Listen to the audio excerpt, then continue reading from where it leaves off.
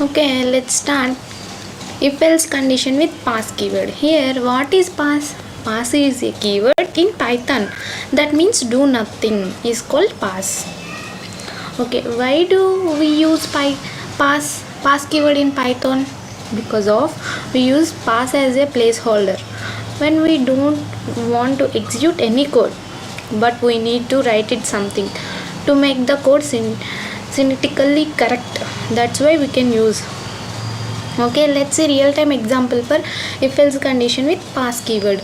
Student exam fee is equal to 50,000. Student pay amount is equal to 44,000. Student due amount.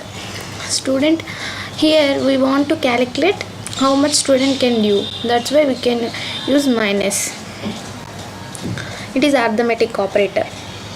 Here let's see if condition. If student exam fee 50,000 less than or equal to 44,000, that's why we can take if condition. If condition is not satisfied, then go to else. Okay, let's print. Let's print 6,000. Comment the pass keyword. What happened? It can execute, but why we can use? Because of it is a placeholder. We don't want to execute any code, but we need to write something else to make the code syntactically.